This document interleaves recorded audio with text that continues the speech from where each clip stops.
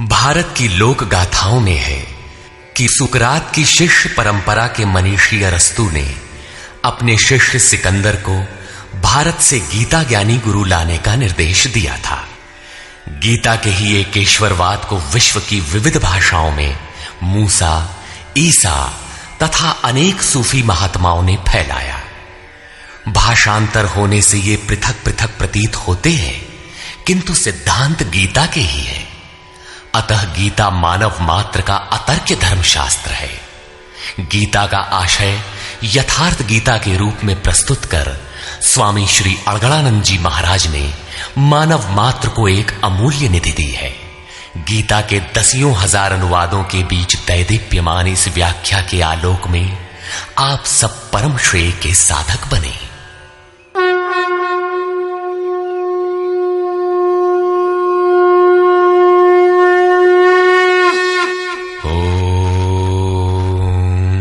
श्री परमात्मने नमः। यथार्थ गीता श्रीमद् भगवत गीता अथ षष्ठोऽध्याय।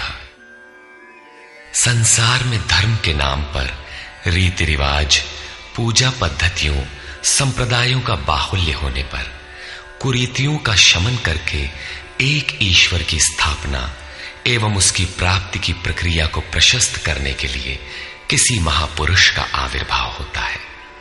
क्रियाओं को छोड़कर बैठ जाने और ज्ञानी कहलाने की रूढ़ी कृष्ण काल में अत्यंत व्यापक थी।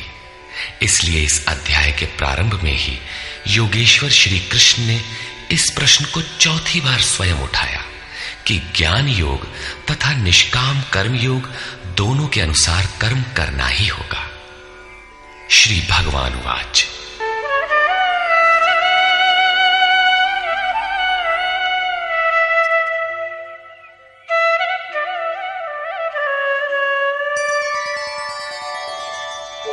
अनाश्रितः कर्मफलम् कार्यं कर्म करोति यः स सन्न्यासी च योगी च न निरग्निर्न चाक्रियः। श्री कृष्ण महाराज बोले, अर्जुन, कर्म फल के आश्रय से रहित होकर अर्थात कर्म करते समय किसी प्रकार की कामना न रखते हुए जो कार्यम कर्म करने योग्य प्रक्रिया विशेष को करता है, वही सन्यासी है, वही योगी है।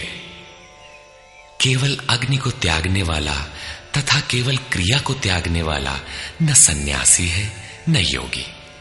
क्रियाएं बहुत सी हैं, उनमें से कार्यम कर्म करने योग्य क्रिया, नियत कर्म निर्धारित की हुई कोई क्रिया विशेष है, वो है यज्ञ की प्रक्रिया, जिसका शुद्ध अर्थ है आराधना, जो आराध्य देव में प्रवेश दिला देने वाली विधि विशेष है। उसको कार्य रूप देना कर्म है। जो उसे करता है वही सन्यासी है, वही योगी होता है। केवल अग्नि को त्यागने वाला कि हम अग्नि नहीं छूते, या कर्म त्यागने वाला कि मेरे लिए कर्म है ही नहीं, मैं तो आत्मज्ञानी हूं, केवल ऐसा कहे और कर्म आरंभ ही न करे, करने योग्य क्रिया विशेष न करे, तो वो न सन्यासी है न योगी। इस पर और देखें। यम सन्न्यासमिति प्राहुः योगं तं विद्धि पांडव नह्य सन्न्यस्त संकल्पो योगी भवति कश्चन। अर्जुन, जिसे सन्यास ऐसा कहते हैं उसी को तू योग जान, क्योंकि संकल्पों का त्याग किए बिना कोई भी पुरुष योगी नहीं होता। अर्थात कामनाओं का त्याग दोनों ही मार्गियों के लिए आवश्यक है। तब तो सरल है कि कह दे कि हम संकल्प नहीं करते और हो गए योगी सन्यासी। श्री कृष्ण कहते हैं ऐसा कदापि नहीं है। आरुरुक्षोर्मुनेर्योगं कर्म कारणमुच्यते योगारूढस्य तस्यैव शमः कारणमुच्यते। योग पर आरूढ़ होने की इच्छा वाले मननशील पुरुष के लिए योग की प्राप्ति में कर्म करना ही कारण है, और योग का अनुष्ठान करते करते जब वो परिणाम देने की अवस्था में आ जाए, उस योगारूढ़ता में शमः कारणम उच्यते, संपूर्ण संकल्पों का अभाव कारण है। इससे पहले संकल्प पिंड नहीं छोड़ते। और यदा हिनेन्द्रियार्थेषु न कर्मस्वनुषज्यते सर्वसंकल्पसन्न्यासी योगारूढ़स्तदोच्यते। जिस काल में पुरुष न तो इंद्रियों के भोगों में आसक्त होता है और न कर्मों में ही आसक्त है, योग की परिपक्वावस्था में पहुंच जाने पर आगे कर्म करके ढूंढने किसे। अतः नियत कर्म आराधना की आवश्यकता नहीं रह जाती, इसलिए वो कर्मों में भी आसक्त नहीं है। उस काल में सर्व संकल्प सन्यासी, सर्व संकल्पों का अभाव है, वही सन्यास है, वही योगारूढ़ता है। रास्ते में सन्यास नाम की कोई वस्तु नहीं है। इस योगारूढ़ता से लाभ क्या है? उद्धरेदात्मनात्मानं नात्मानमवसादयेत् आत्मैव ह्यात्मनो बन्धु आत्मैव रिपुरात्मनः। अर्जुन, मनुष्य को चाहिए कि अपने द्वारा अपना उद्धार करे, अपने आत्मा को अधोगति में न पहुंचावे, क्योंकि वो जीवात्मा स्वयं ही अपना मित्र है और यही अपना शत्रु भी है। कब ये शत्रु होता है और कब मित्र, इस पर कहते हैं बन्धुरात्मात्मनस्तस्य येनात्मैवात्मना जितः अनात्मनस्तु शत्रुत्वे वर्तेतात्मैव शत्रुवत्। जिस जीवात्मा द्वारा मन और इंद्रियों सहित शरीर जीता हुआ है, उसके लिए उसी का जीवात्मा मित्र है, और जिसके द्वारा मन और इंद्रियां सहित शरीर नहीं जीता गया है, उसके लिए वो स्वयं शत्रुता में बरतता है। इन दो श्लोकों में श्री कृष्ण एक ही बात कहते हैं कि अपने द्वारा अपने आत्मा का उद्धार करें, उसे अधोगति में न पहुंचाएं, क्योंकि आत्मा ही मित्र है। सृष्टि में न दूसरा कोई शत्रु है न मित्र। किस प्रकार? जिसके द्वारा मन सहित इंद्रियां जीती हुई हैं, उसके लिए उसी का आत्मा मित्र बनकर मित्रता में बरतता है, परम कल्याण करने वाला होता है। और जिसके द्वारा मन सहित इंद्रियां नहीं जीती गई हैं, उसके लिए उसी का आत्मा शत्रु बनकर शत्रु में बरतता है, नीच योनियों और यातनाओं की ओर ले जाता है। प्रायः लोग कहते हैं मैं तो आत्मा हूं। गीता में लिखा है, न इसे शस्त्र काट सकता है, न अग्नि जला सकता है, न वायु सुखा सकता है। ये नित्य है, अमृत स्वरूप है, न बदलने वाला है, शाश्वत है, और वो आत्मा मुझ में है ही। वे गीता की इन पंक्तियों पर ध्यान नहीं देते कि आत्मा अधोगति में भी जाता है, आत्मा का उद्धार भी होता है, जिसके लिए कार्यम कर्म करने योग्य प्रक्रिया बताई गई है। अब अनुकूल आत्मा के लक्षण देखें।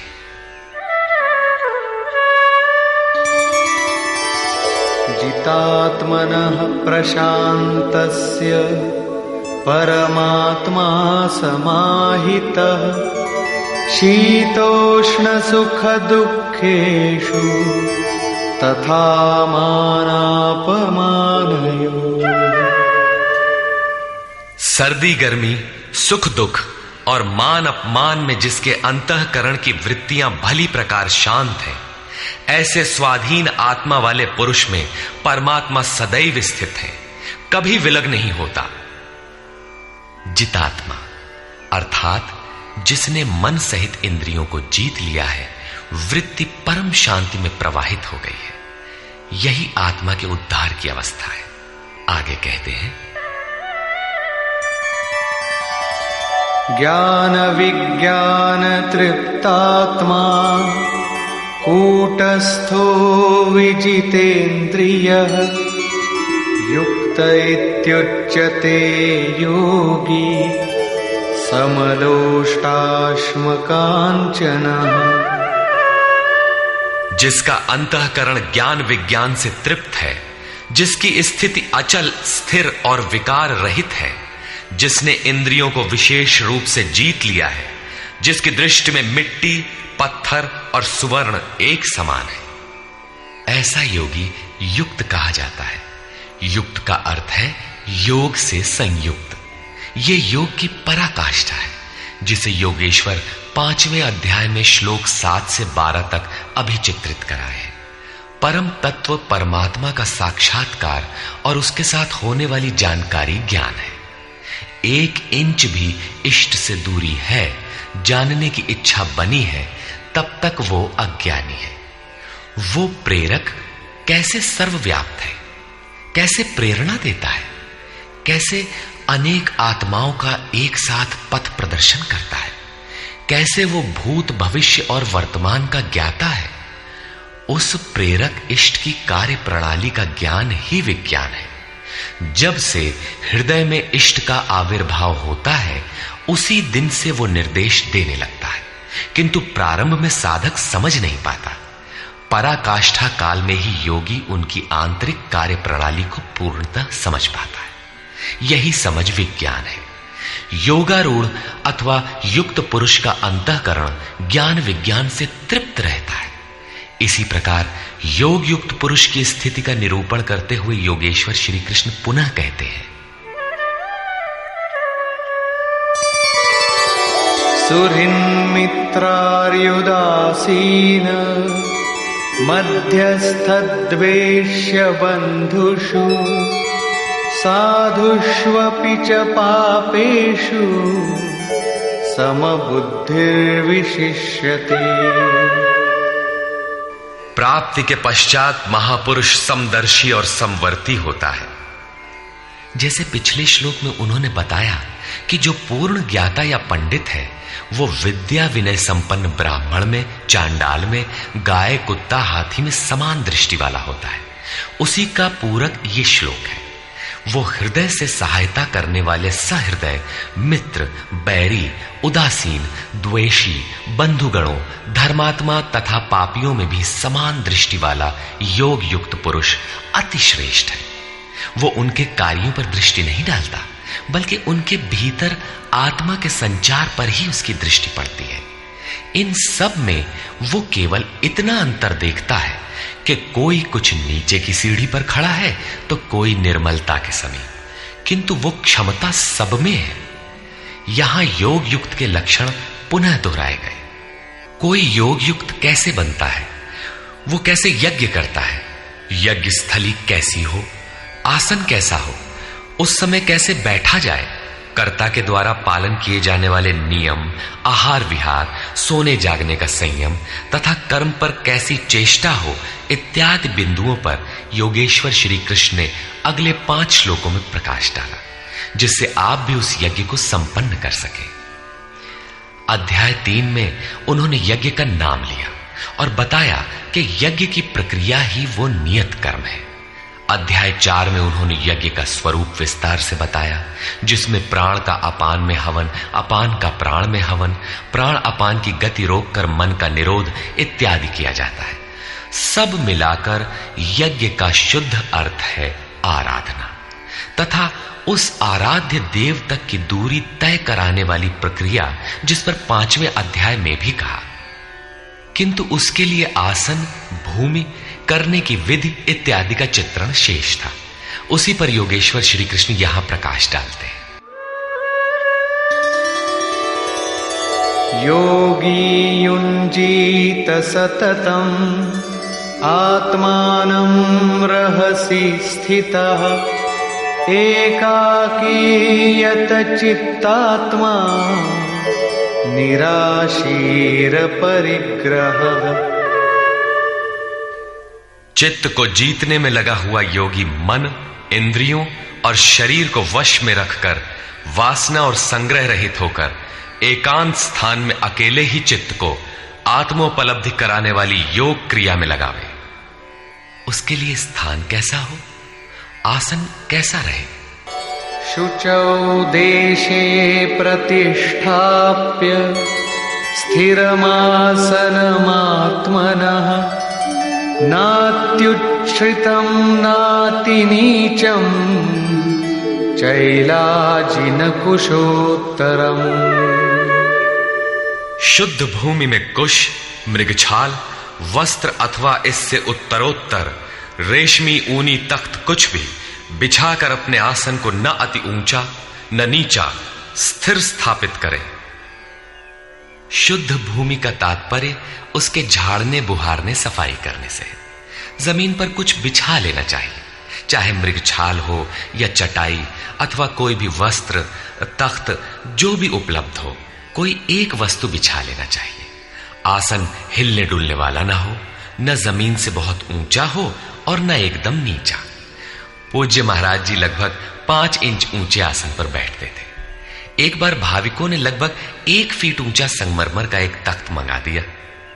महाराज जी एक दिन तो बैठे, फिर बोले, नहीं हो, बहुत ऊंचा हो गया, ऊंचे नहीं बैठे के चाही साधु के, अभिमान हो ही जावा करत है, नीचे हूं न बैठे के चाही, हीनता आवत है, अपने से घृणा आवत है। बस उसको उठवाया और जंगल में एक बगीचा था, वहां रखवा दिया। वहां न कभी महाराज जाते थे और न अब ही कोई जाता है। ये था उन महापुरुष का क्रियात्मक शिक्षण। इसी प्रकार साधक के लिए भी बहुत ऊंचा आसन नहीं होना चाहिए, नहीं तो भजन पूर्ति बाद में होगी, अहंकार पहले चढ़ बैठेगा। इसके पश्चात तत्रैकाग्रं मनः कृत्वा यत चित्तेन्द्रियक्रियः उपविश्यासने युञ्जात् योगमात्मविशुद्धये। उस आसन पर बैठकर ही ध्यान करने का विधान है। मन को एकाग्र करके चित्त और इंद्रियों को, क्रियाओं को वश में रखते हुए अंतःकरण की शुद्धि के लिए योगा अभ्यास करें। अब बैठने का तरीका बताते हैं। समंकाय शिरो ग्रीवं धारयन्नचलं स्थिरः संप्रेक्ष्य नासिकाग्रं स्वं दिशश्चानवलोकयन्। शरीर, गर्दन और सिर को सीधा, अचल, स्थिर करके जैसे कोई पटरी खड़ी कर दी गई हो, इस प्रकार सीधा दृढ़ होकर बैठ जाए और अपनी नासिका के अग्रभाग को देखकर, नासिका की नोक देखते रहने का निर्देश नहीं है, बल्कि सीधे बैठने पर नाक के सामने जहां दृष्टि पड़ती है वहां दृष्टि रहे। दाहिने बाएं देखते रहने की चंचलता न रहे। अन्य दिशाओं को न देखता हुआ स्थिर होकर बैठे और प्रशांतात्मा विगतभिः ब्रह्मचारि व्रते स्थितः मनः संयम्य मच्चित्तो युक्त आसीत मत्परः। ब्रह्मचर्य व्रत में स्थित होकर। प्रायः लोग कहते हैं कि जननेंद्रिय का संयम ब्रह्मचर्य है, किंतु महापुरुषों की अनुभूति है कि मन से विषयों का स्मरण करके, आंखों से वैसे दृश्य देखकर, त्वचा से स्पर्श कर, कानों से विषयोत्तेजक शब्द सुनकर जननेंद्रिय संयम संभव नहीं है। ब्रह्मचारी का वास्तविक अर्थ है ब्रह्म आचरति स ब्रह्मचारी। ब्रह्म का आचरण है नियत कर्म, यज्ञ की प्रक्रिया, जिसे करने वाले यान्ति ब्रह्म सनातनम, सनातन ब्रह्म में प्रवेश पा जाते हैं। इसे करते समय स्पर्शान कृत्वा बहिर्बाह्यान, बाहर के स्पर्श, मन और सभी इंद्रियों के स्पर्श बाहर ही त्याग कर चित्त को ब्रह्म चिंतन में, श्वास प्रश्वास में ध्यान में लगाना है। मन ब्रह्म में लगा है तो बाह्य स्मरण कौन करे? यदि बाह्य स्मरण होता है तो अभी मन लगा कहां? विकार शरीर पर नहीं, मन की तरंगों में रहता है। मन ब्रह्माचरण में लगा है तो जननेन्द्रिय संयम ही नहीं, सकलेंद्रिय संयम तक स्वाभाविक हो जाता है। अतः ब्रह्म के आचरण में स्थित रहकर भय रहित और अच्छी प्रकार शांत अंतःकरण वाला मन को संयत रखते हुए मुझ में लगे हुए चित्त से युक्त मेरे परायण होकर स्थित हो। ऐसा करने का परिणाम क्या होगा?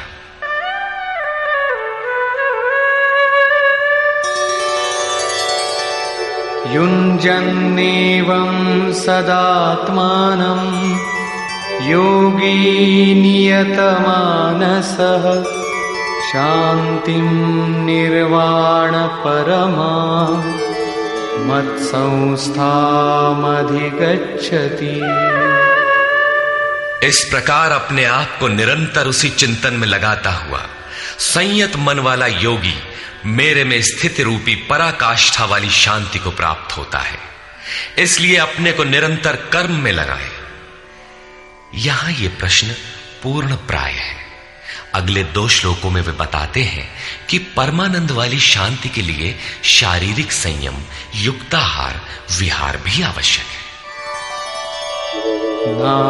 नात्यश्नतस्तु योगोऽस्ति न चैकान्तमनश्नतः न चाति स्वप्नशीलस्य जाग्रतो नैव चार्जुन। अर्जुन, ये योग न तो बहुत खाने वाले का सिद्ध होता है और न बिल्कुल न खाने वाले का सिद्ध होता है, न अत्यंत सोने वाले का और न अत्यंत जागने वाले का ही सिद्ध होता है। तब किसका सिद्ध होता है? युक्ताहार विहारस्य युक्तचेष्टस्य कर्मसु युक्तस्वप्नावबोधस्य योगो भवति दुःखः। दुखों का नाश करने वाला ये योग उचित आहार विहार, कर्मों में उपयुक्त चेष्टा और संतुलित शयन जागरण करने वाले का ही पूर्ण होता है। अधिक भोजन करने से आलस्य, निद्रा और प्रमाद घेरेंगे, तब साधना नहीं होगी। भोजन छोड़ देने से इंद्रियां क्षीण हो जाएंगी, अचल स्थिर बैठने की क्षमता नहीं रहेगी। पूज्य महाराज जी कहते थे कि खुराक से 1.5-2 रोटी कम खाना चाहिए। विहार अर्थात साधन के अनुकूल विचरण, कुछ परिश्रम भी करते रहना चाहिए। कोई कार्य ढूंढ लेना चाहिए, अन्यथा रक्त संचार शिथिल पड़ जाएगा, रोग घेर लेंगे। सोना और जागना आयु, आहार और अभ्यास से घटता बढ़ता है। महाराज जी कहा करते थे, योगी को 4 घंटे सोना चाहिए और अनवरत चिंतन में लगे रहना चाहिए। हट करके न सोने वाले शीघ्र पागल हो जाते हैं। कर्मों में उपयुक्त चेष्टा भी हो, अर्थात नियत कर्म आराधना के अनुरूप निरंतर प्रयत्नशील हो। बाह्य विषयों का स्मरण न कर सदैव उसी में लगे रहने वाले का ही योग सिद्ध होता है। साथ ही यदा विनियतं चित्तम् आत्मन्येवावतिष्ठते निःस्पृहः सर्वकामेभ्यो युक्त इत्युच्यते तदा। इस प्रकार योग के अभ्यास से विशेष रूप से वश में किया हुआ चित्त जिस काल में परमात्मा में भली प्रकार स्थित हो जाता है, विलीन सा हो जाता है, उस काल में संपूर्ण कामनाओं से रहित हुआ पुरुष योग युक्त कहा जाता है। अब विशेष जीते हुए चित्त के लक्षण क्या है?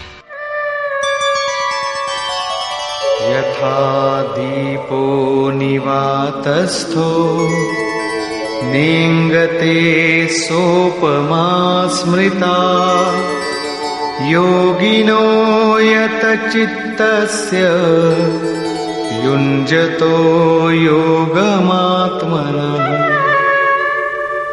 जिस प्रकार वायु रहित स्थान में रखा गया दीपक चलायमान नहीं होता, लौ सीधे ऊपर जाती है, उसमें कंपन नहीं होता, यही उपमा परमात्मा के ध्यान में लगे हुए योगी के जीते हुए चित्त की दी गई है। दीपक तो उदाहरण मात्र है। आजकल दीपक का प्रचलन शिथिल पड़ रहा है। अगरबत्ती ही जलाने पर धुआं सीधे ऊपर जाता है यदि वायु में वेग न हो। यह योगी के जीते हुए चित्त का एक उदाहरण मात्र है। अभी चित्त भले ही जीता गया है, निरोध हो गया है, किंतु अभी चित्त है। जब निरुद्ध चित्त का भी विलय हो जाता है तब कौन सी विभूति मिलती है, देखें। यत्रो परमते चित्तम निरुद्धं योग सेवया यत्र चैवात्मनात्मानं पश्यन्नात्मनि तुष्यति। जिस अवस्था में योग के अभ्यास से बिना अभ्यास के कभी निरोध नहीं होगा, अतः योग अभ्यास से निरुद्ध हुआ चित्त भी उपराम हो जाता है, विलय हो जाता है, मिट जाता है। उस अवस्था में आत्मना, अपनी आत्मा के द्वारा, आत्मानम, परमात्मा को देखता हुआ, आत्मनि एव, अपने आत्मा में ही संतुष्ट अपनी ही आत्मा से होता है। क्योंकि प्राप्ति काल में तो परमात्मा का साक्षात्कार होता है, किंतु दूसरे ही क्षण वो अपने ही आत्मा को उन शाश्वत ईश्वरीय विभूतियों से ओतप्रोत पाता है। ब्रह्म अजर, अमर, शाश्वत, अव्यक्त और अमृत स्वरूप है। तो इधर आत्मा भी अजर, अमर, शाश्वत, अव्यक्त और अमृत स्वरूप है तो, किंतु अचिंत्य भी है। जब तक चित्त और चित्त की लहर है तब तक वो आपके उपभोग के लिए नहीं है। चित्त का निरोध और निरुद्ध चित्त के विलय काल में परमात्मा का साक्षात्कार होता है और दर्शन के ठीक दूसरे क्षण उन्हीं ईश्वरीय गुण धर्मों से युक्त ही अपने आत्मा को पाता है। इसलिए वो अपने ही आत्मा में संतुष्ट होता है। यही उसका स्वरूप है, यही पराकाष्ठा है। इसी का पूरक अगला श्लोक देखें।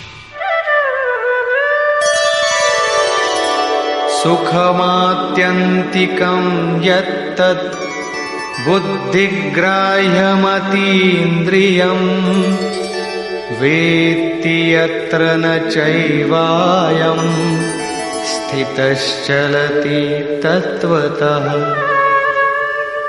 तथा इंद्रियों से अतीत केवल शुद्ध हुई सूक्ष्म बुद्धि द्वारा ग्रहण करने योग्य जो अनंत आनंद है, उसको जिस अवस्था में अनुभव करता है और जिस अवस्था में स्थित हुआ योगी भगवत स्वरूप को तत्व से जानकर चलायमान नहीं होता, सदैव उसी में प्रतिष्ठित रहता है।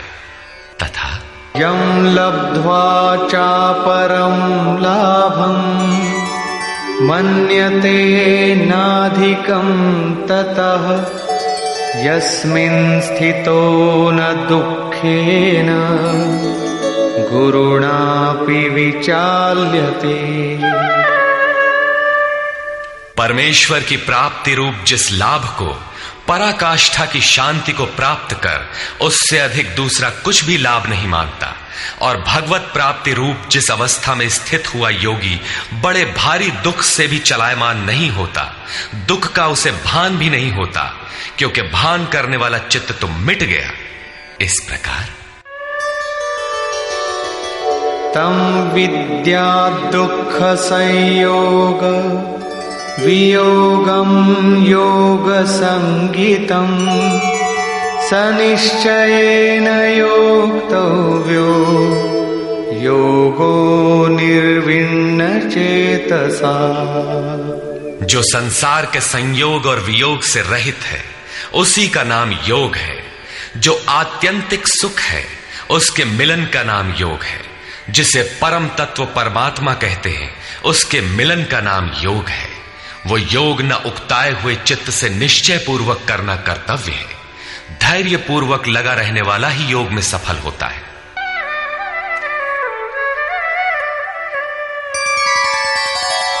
संकल्प प्रभवान कामान त्यक्त्वा सर्वान् शेषतः मनसैवेन्द्रियग्रामं विनियम्य समन्ततः। इसलिए मनुष्य को चाहिए कि संकल्प से उत्पन्न होने वाली संपूर्ण कामनाओं को वासना और आसक्ति सहित सर्वथा त्याग कर मन के द्वारा इंद्रियों के समुदाय को सब ओर से अच्छी प्रकार वश में करके शनैः शनैरुपरमेद् बुद्ध्या धृतिगृहीतया आत्मसंस्थं मनः कृत्वा न किंचिदपि चिंतयेत्। क्रम क्रम से अभ्यास करता हुआ उपरामता को प्राप्त हो जाए, चित्त का निरोध और क्रमशः विलय हो जाए, तदनंतर वो धैर्य युक्त बुद्धि द्वारा मन को परमात्मा में स्थित करके अन्य कुछ भी चिंतन न करे। निरंतर लगकर पाने का विधान है, किंतु आरंभ में मन लगता नहीं। इस पर योगेश्वर कहते हैं, यतो यतो निश्चरति मनश्चञ्चलमस्थिरम् ततस्ततो नियम्यैतद् आत्मन्येव वशं नयेत्। ये स्थिर न रहने वाला चंचल मन जिस जिस कारण से सांसारिक पदार्थों में विचरता है, उससे रोककर बारंबार अंतरात्मा में ही निरोध करे। प्रायः लोग कहते हैं कि मन जहां भी जाता है जाने दो, प्रकृति में ही तो जाएगा और प्रकृति भी उस ब्रह्म के ही अंतर्गत है। प्रकृति में विचरण करना ब्रह्म के बाहर नहीं है। किंतु श्री कृष्ण के अनुसार यह गलत है। गीता में इन मान्यताओं का किंचित भी स्थान नहीं है। श्री कृष्ण का कथन है कि मन जहां जहां जाए, जिन माध्यम से जाए, उन्हीं माध्यम से रोककर परमात्मा में ही लगावें। मन का निरोध संभव है। इस निरोध का परिणाम क्या होगा? प्रशान्तमनसं येनं योगिनं सुखमुत्तमम् उपैति शान्तरजसं ब्रह्मभूतमकल्मषम्। जिसका मन पूर्ण रूपेण शांत है, जो पाप से रहित है, जिसका रजोगुण शांत हो गया है, ऐसे ब्रह्म से एकीभूत योगी को सर्वोत्तम आनंद प्राप्त होता है, जिससे उत्तम कुछ भी नहीं है। इसी पर पुनः बल देते हैं, युञ्जन्नेवं सदात्मानं योगी विगतकल्मषः सुखेन ब्रह्म संस्पर्शम् अत्यंतं सुखमश्नुते। पाप रहित योगी इस प्रकार आत्मा को निरंतर उस परमात्मा में लगाता हुआ सुखपूर्वक परब्रह्म परमात्मा की प्राप्ति के अनंत आनंद की अनुभूति करता है। वो ब्रह्म संस्पर्श अर्थात ब्रह्म के स्पर्श और प्रवेश के साथ अनंत आनंद का अनुभव करता है। अतः भजन अनिवार्य है।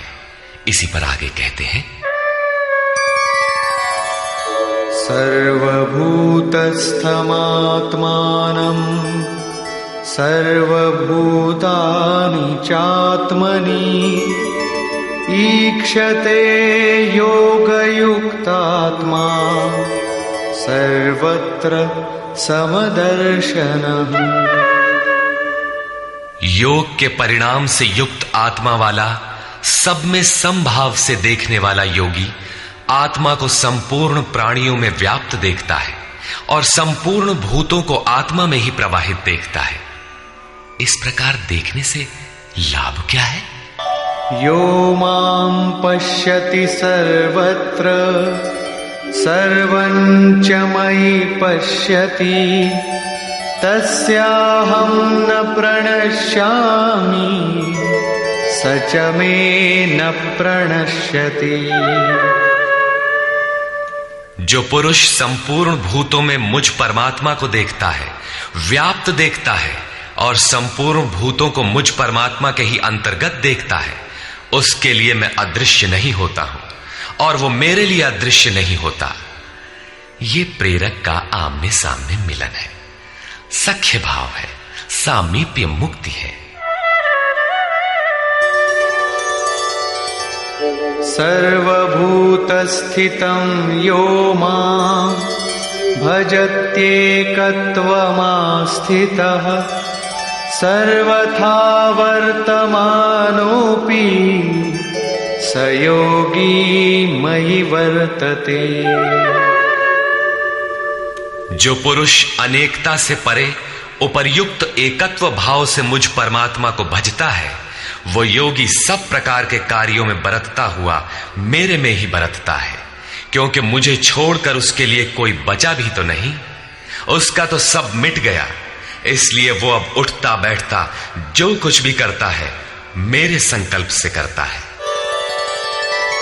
आत्मौपम्येन सर्वत्र समं पश्यति योऽर्जुन सुखं वा यदि वा दुःखं स योगी परमो मतः।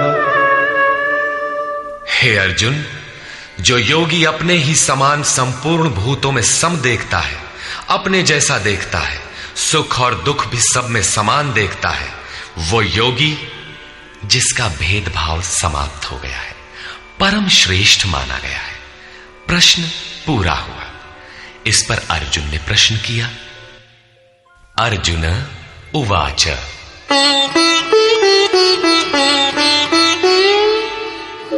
योऽयं योगस्त्वया प्रोक्तः साम्येन मधुसूदन एतस्याहं न पश्यामि चञ्चलत्वात् स्थितिं स्थिराम्।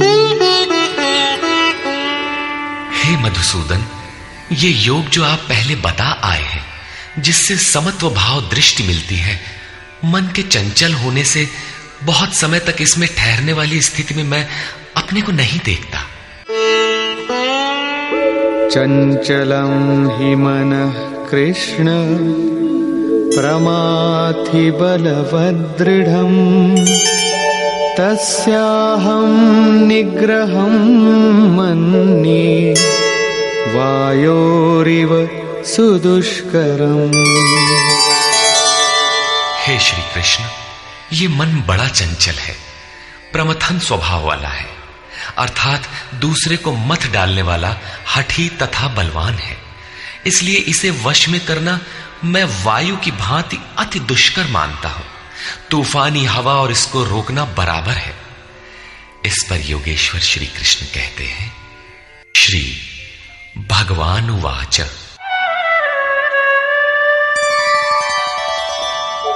असंशयं महाबाहो मनो दुर्निग्रहं चलम् अभ्यासेन तु कौन्तेय वैराग्येण च गृह्यते।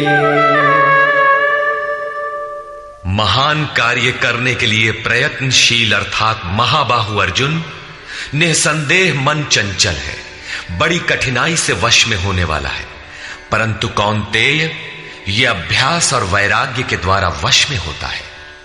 जहां चित्त को लगाना है वहां स्थिर करने के लिए बार बार प्रयत्न का नाम अभ्यास है, तथा देखी सुनी विषय वस्तुओं में, संसार या स्वर्ग आदि के भोगों में राग अर्थात लगाव का त्याग वैराग्य है। श्री कृष्ण कहते हैं कि मन वश में करना कठिन है, किंतु अभ्यास और वैराग्य द्वारा यह वश में हो जाता है। असंयतात्मना योगो दुष्प्राप इति मे मतिः वश्यात्मना तु यतता शक्यो वाप्तुमुपायतः। अर्जुन, मन को वश में न करने वाले पुरुष के लिए योग प्राप्त होना कठिन है, किंतु स्ववश मन वाले प्रयत्नशील पुरुष के लिए योग सहज है। ऐसा मेरा अपना मत है। जितना कठिन तू मान बैठा है उतना कठिन नहीं है, अतः इसे कठिन मानकर छोड़ मत दो। प्रयत्न पूर्वक लगकर योग को प्राप्त कर, क्योंकि मन वश में करने पर ही योग संभव है। इस पर अर्जुन ने प्रश्न किया। अर्जुन उवाच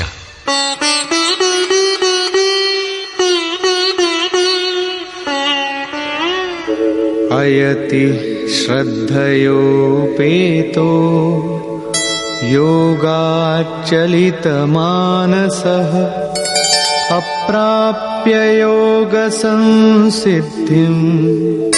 कां गतिं कृष्ण गच्छति। योग करते करते यदि किसी का मन चलायमान हो जाए, यद्यपि अभी योग में उसको श्रद्धा है ही, तो ऐसा पुरुष भगवत सिद्धि को प्राप्त न होकर किस गति को पाता है? कच्चिन्नो भय विभ्रष्टः छिन्नाभ्रमिव नश्यति अप्रतिष्ठो महाबाहो विमूढ़ो ब्रह्मणः पथि। महाबाहु श्री कृष्ण, भगवत प्राप्ति के मार्ग से विचलित हुआ वो मोहित पुरुष छिन्न भिन्न बादल की भांति दोनों ओर से नष्ट भ्रष्ट तो नहीं होता। छोटी सी बदली आकाश में छाए तो वो न बरस पाती है, न लौटकर मेघों से ही मिल पाती है, बल्कि हवा के झोंकों से देखते देखते नष्ट प्राय हो जाती है। उसी प्रकार शिथिल प्रयत्न वाला, कुछ काल तक साधन करके स्थगित करने वाला नष्ट तो नहीं हो जाता। वो न आप में प्रवेश कर सका और न भोग ही भोग पाया, उसकी कौन सी गति होती है?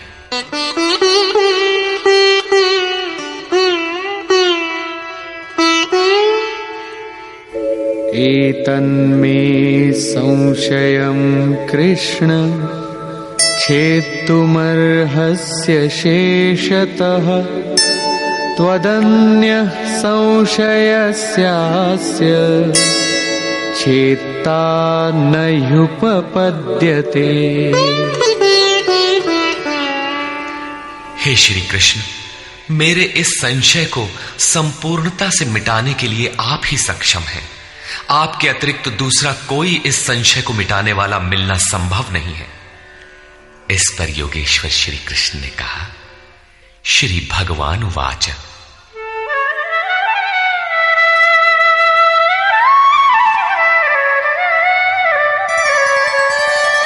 पार्थ नैवेह नामुत्र विनाशस्तस्य विद्यते न हि कल्याणकृत् कश्चित् दुर्गतिं तात गच्छति। पार्थिव शरीर को ही रथ बनाकर लक्ष्य की ओर अग्रसर अर्जुन, उस पुरुष का ना तो इस लोक में और न परलोक में ही नाश होता है, क्योंकि हे तात, उस परम कल्याणकारी नियत कर्म को करने वाला दुर्गति को प्राप्त नहीं होता। उसका होता क्या है? प्राप्य पुण्यकृतान् लोकान् उषित्वा शाश्वती समाः शुचीनां श्रीमतां गेहि योगभ्रष्टोऽभिजायते।